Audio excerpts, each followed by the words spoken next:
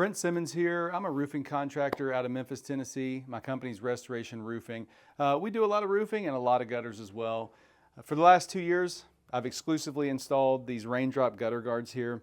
Tons of different features. First of all, ease of installation. They go on 5 and 6 inch gutters. There's not a lot of different parts or different sizes that you have to buy, so I can keep them in my warehouse in just a couple small boxes and do a lot of large jobs out of them.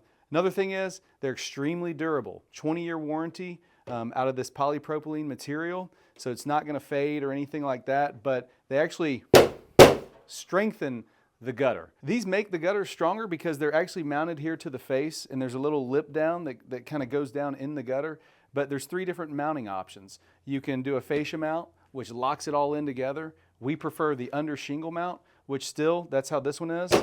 And you still can't dent the gutter because this material itself is not going to dent because it's not made out of metal.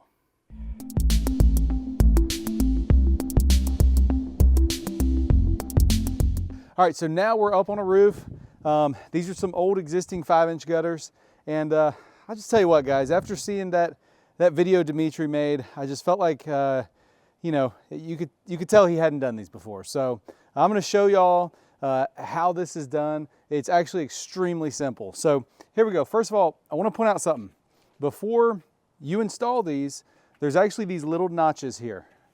I'm gonna get pretty close. So right there, those are actual like temperatures.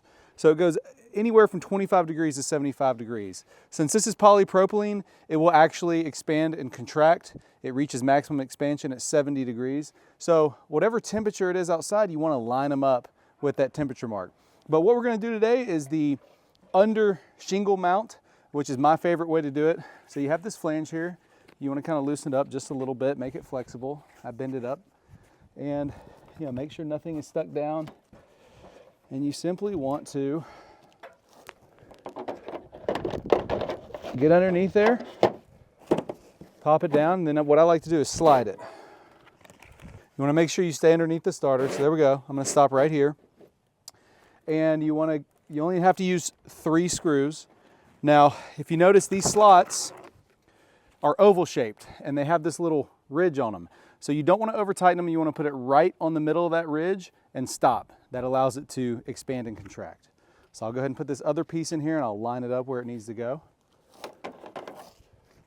Oh, forgot step 1. Sorry.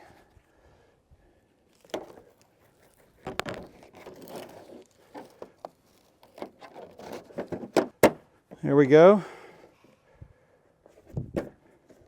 Right there. I'm right at 50 degrees. It's about 48 degrees outside right now, so that's perfect.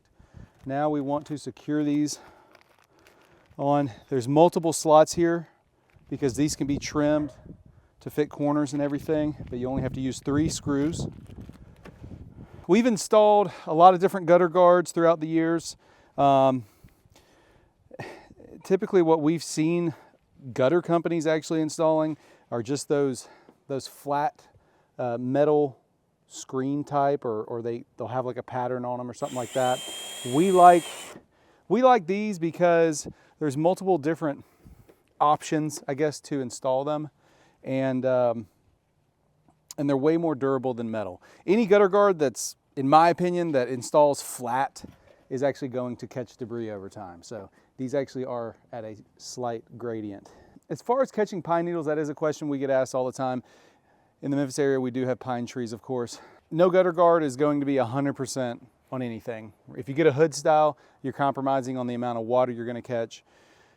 If you get something that's going to catch all the water, there might be some debris that gets through, but the main point is this is going to get 99% of the debris, and it's manageable from that point.